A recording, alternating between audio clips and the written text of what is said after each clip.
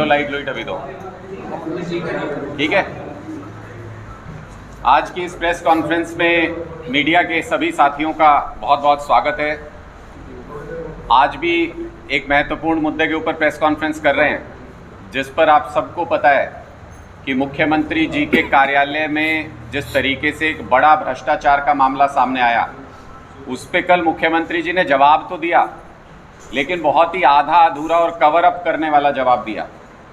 मुख्यमंत्री जी ने कहा कि मैं तथ्य जुटा रहा हूं, मेरे विभाग से मैंने तथ्य मांगे हैं।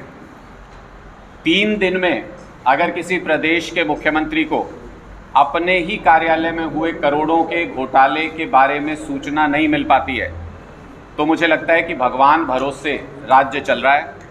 मुख्यमंत्री जी, आपको अपने कार्यालय से तो मुझे नहीं पता कि कब आपको प्रॉपर सूचना मिलेगी, कब आपको तथ्यों की जानकारी मिलेगी, लेकिन अगर कुछ संशय आपके दिमाग में रह गया हो तो हम आज कुछ और तथ्य प्रस्तुत कर रहे हैं इस पूरे घोटाले में, जिससे आपको ये साफ हो जाए कि आपके दफ्तर में बैठ करके कैसे आपके अधिकारियों ने करोड़ों रुपए का भ्रष्टाचार किया, वो साफ साफ अब नज़र आने लगा है।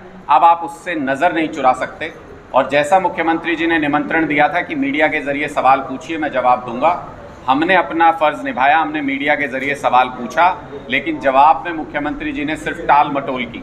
तो एक बार फिर हम वो सारे सवाल नए तथ्यों के साथ आप सभी लोगों के सामने, मीडिया के सामने रख रहे हैं। चूँकि ये मामला यहाँ से नज़दीक ही झज्जर का है, तो आप सभी और आसपास के जितने मीडिया चैनल्स हैं वो इसको फिज़िकली भी इस पूरे मामले को वेरीफाई कर सकते हैं, और इन तथ्यों को वेरीफाई करके आप भी इस बात पे सहमत हो सकते हैं कि किस तरीके से पूरे सरकारी सिस्टम को गोलमाल करके किस तरीके से जो पैसा है वो बनाया गया, भ्रष्टाचार का पैसा बनाया गया।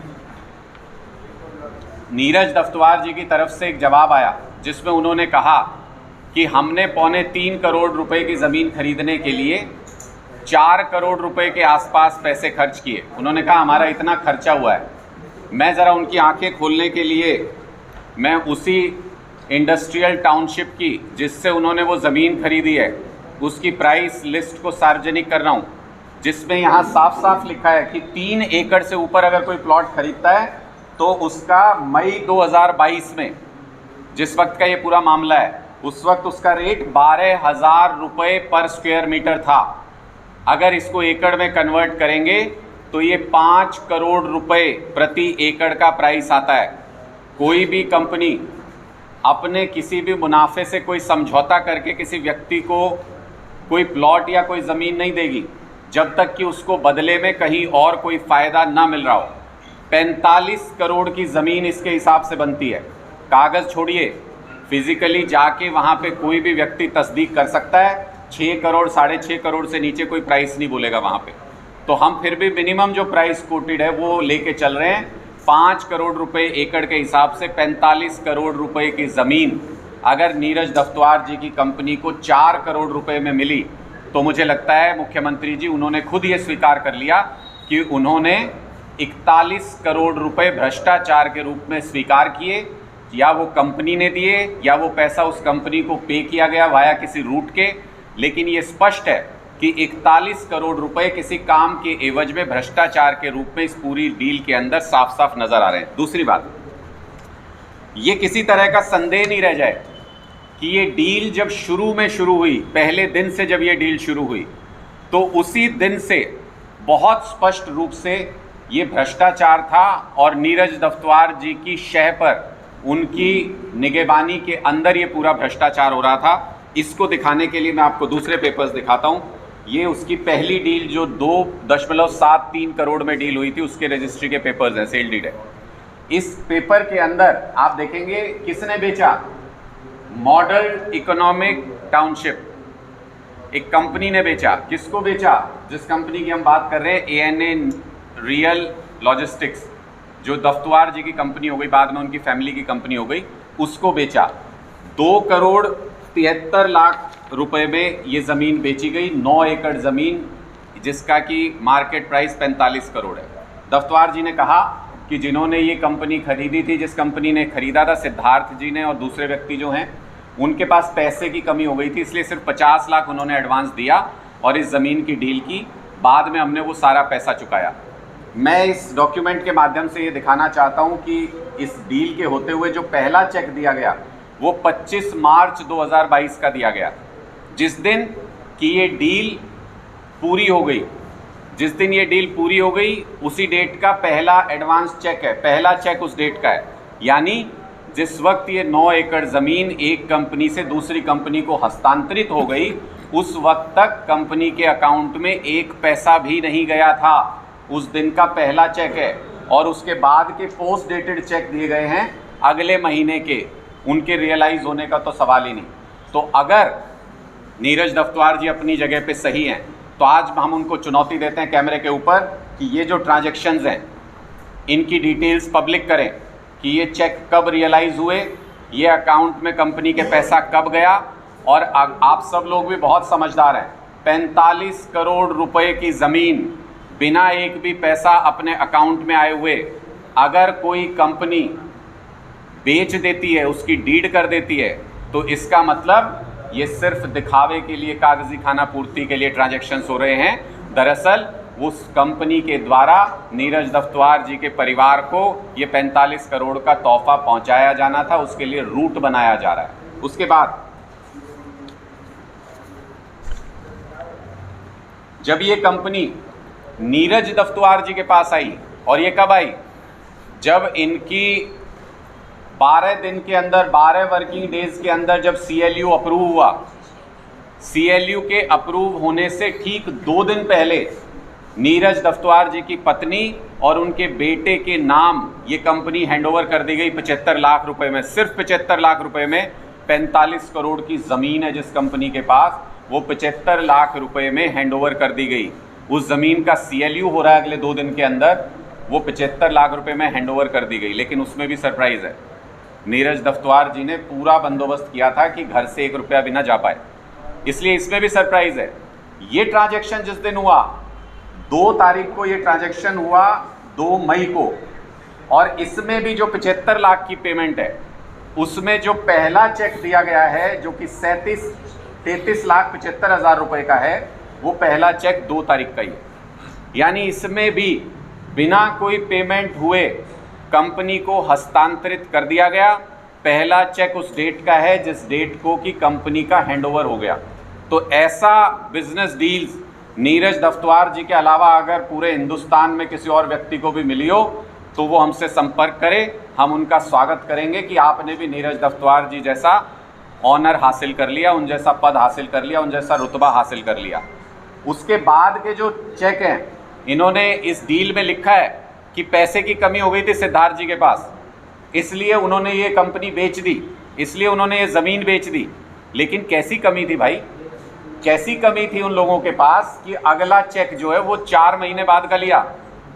पैसे की कमी है, हमारा गुजारा नहीं हो रहा है, हम इस डील को आगे नहीं बढ़ा सकते, लेकिन जो पैसा हमें मिलना है इस डील के एवज में, उसमें हम 4 महीने पोस्ट डेटेड चेक ले रहे हैं, उसके बाद के चेक ले रहे हैं। मैं चुनौती देता हूं नीरज दफ्तवार जी को कि ये सारी चेक की जो पेमेंट्स है इनको सार्वजनिक करें कि ये रियलाइज़ कभी हुई या नहीं हुई आज तक भी, उससे स्पष्ट हो जाएगा, दूध का दूध और पानी का पानी हो जाएगा कि उन्होंने एक फेयर डील की या नहीं की।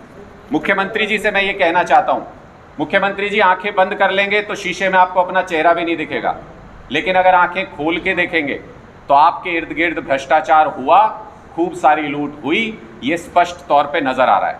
हम उम्मीद करते हैं कि मुख्यमंत्री जी इस पूरे के पूरे प्रकरण पर तुरंत कार्रवाई करते हुए FIR दर्ज कराएंगे, और अगर वो वाकई में, अगर वो अपनी छवि बचा के रखना चाहते हैं, अगर उनको लगता है कि वो भ्रष्टाचार के सही में विरोधी हैं, तो फिर अपने नज़दीकी लोगों को जो कि लूट मचाया जिन्होंने उनके दफ्तर में बैठ के, उनके खिलाफ एक्शन लेने का मादा भी आपके अंदर होना चाहिए।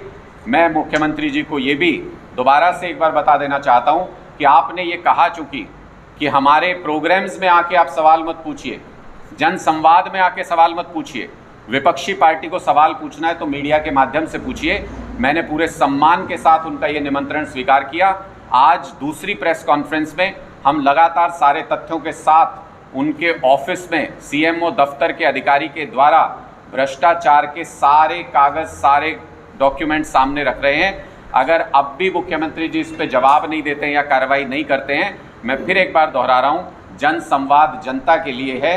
अगर हमें जवाब नहीं मिला तो महेंद्रगढ़ में होने वाले जन संवाद में जाने से हम गुरेज नहीं करेंगे। वहाँ भी हम पूरी ताकत के साथ, पूरे दम के साथ इस सवाल को पूछेंगे, क्योंकि ये भ्रष्टाचार से जुड़ा हुआ है। और मैं साथ ही ये भी बता दूं मुख्यमंत्री जी कि अब भ्रष्टाचार से अपने आप को छुपाने से काम नहीं चलेगा, आंखें बंद करने से काम नहीं चलेगा। आने वाले दिनों में बहुत लंबे चौड़े चिट्ठे आपके दफ्तर से लेके सरकार के हर विभाग तक हम हरियाणा की जनता के सामने खोलने जा रहे हैं, तथ्यों के साथ खोलने जा रहे हैं, जिसमें ये आप बेनकाब हो जाओगे कि आपकी पूरी सरकार भ्रष्टाचार में ऊपर से नीचे तक डूबी हुई है। आपके कोई सवाल हो तो पूछ लीजिए। पहले एक आदमी को का पूरा जरा हिसाब किताब कर लिया जाए। पहले हम ये देख लें कि मुख्यमंत्री जी कैसे रिस्पॉन्ड करते हैं भ्रष्टाचार के मामलों पर, क्योंकि हरियाणा में अगर कोई भ्रष्टाचार का मुद्दा आता है तो सबकी नज़र इस वक्त मुख्यमंत्री जी पर टिकी हुई है कि वो अपने नज़दीकी व्यक्ति के भ्रष्टाचार पर कैसे रिस्पॉन्ड करते हैं। उनका रिस्पॉन्स देखने के बाद, जैसा मैंने बताया, बहुत सारे और उनके नज़दीकी अधिकारी, उनके सीएमओ के आसपास के लोगों के बहुत सारे और मामले जिसमें स्पष्ट भ्रष्टाचार नज़र आता है, वो हमारे पास हैं। आने वाले दिनों में हम उसका भी पूरी तरह से खुलासा करेंगे और हम हवा में बात नहीं करते। हम जो भी केस लेके आएंगे पूरे तथ्यों के साथ उसका खुलासा करेंगे। हाँ जी बिल्कुल, मैं ये सबसे इंटरेस्टिंग बात है, मैं डेट्स आपको बता देता हूँ कि ये मई में इन्होंने कंपनी हैंडओवर की, तब भी वो उनके ओएसडी थे, और ओएसडी नहीं थे, प्रिंसिपल ओएसडी थे। और जिस वक्त ये मार्च में जब पहली बार ज़मीन खरीदी गई तब भी वो उनके ओएसडी थे। और जब ये कंपनी बनाई गई फरवरी में, इस कंपनी का नाम बड़ा इंटरेस्टिंग है, बना रहे हैं सिद्धार्थ लांबा जी, बना रहे हैं चांदना जी, लेकिन इस कंपनी का नाम है ANA, रियल लॉजिस्टिक। ये साजिश, ये प्लानिंग बहुत शुरू से थी। ANA क्या डिनोट करता है? ANA अनुपम जी इनकी वाइफ, नीरज जी N, और उसके बाद A आदित्य इनके बेटे। कंपनी को भी सोच समझ के अपने परिवार के नाम पे शुरू से बनाया गया। इनके साथ इस पूरी साजिश में जो लोग शामिल थे, इनकी डील में कुछ गड़बड़ हुई होगी। अंदर तक के आंकड़े, अंदर तक की साजिश उन्होंने बेनकाब करके रख दी। इसकी एक लिखित शिकायत भी, हमें जो जानकारी है, जो शिकायतकर्ता ने हमें जानकारी दी है, इसकी एक लिखित शिकायत भी मुख्यमंत्री जी के दफ्तर में 13 तारीख को जा चुकी है। वो अभी तक कौन से तथ्य जुटा रहे हैं उसके बारे में मुख्यमंत्री जी बेहतर बता सकते हैं, लेकिन ये बहुत ही स्पष्ट तौर पे अपने पद के दुरुपयोग का मामला, उसके ज़रिए पैसा जुटाने का मामला है। और इसी में अगले 2-3 दिन के अंदर नीरज दफ्तवार जी के इस पूरे मामले में हम एक और बहुत बड़ा खुलासा करने जा रहे हैं कि जिसमें ये पता चलेगा कि ये पैसा आता कहाँ से है और ये पैसा कहाँ से रूट हो रहा है। उसके बारे में भी एक बहुत बड़ा खुलासा करने वाले हैं। मुझे लगता है मुख्यमंत्री जी इस भ्रष्टाचार का जल्द संज्ञान लेंगे और इस पर कुछ एक्शन लेंगे। आपको लगता है कि मुख्यमंत्री के संज्ञान में था इसके लिए? देखिए, निश्चित तौर पे मुझे लगता नहीं है कि जितना मुझे एक्सपीरियंस, आप लोगों को भी उतना ही एक्सपीरियंस है पॉलिटिक्स को कवर करने का। CLU हरियाणा के अंदर बहुत ही संवेदनशील मुद्दा रहा है। पहले की सरकारों पर बहुत गंभीर आरोप CLU के मामले में लगते रहे हैं। इस सरकार ने आके ये कहा था कि पहले की सरकारों की तरह भ्रष्टाचार हम नहीं होने देंगे। मुझे ऐसा कोई कारण प्रतीत नहीं होता जिसमें बड़ी कंपनियां शामिल हों, जिसमें इनके प्रिंसिपल OSD शामिल हों। ऐसी कोई डील इनकी मर्जी के बिना, इनकी सहमति के बिना हो सकती है, ऐसा मुझे संभव नहीं लगता। अगर संभव है, ऐसा हुआ है, तो सबसे पहले मुख्यमंत्री जी को एक्शन लेके अपने आप को पाक साफ दिखाना चाहिए। सबसे पहले मुख्यमंत्री जी को ये बताना चाहिए मेरे संज्ञान में नहीं था, अब आ गया है तो मैंने तुरंत एक्शन लिया, तभी हरियाणा की जनता इनकी बात पे यकीन कर पाएगी। डन? Thank you ji.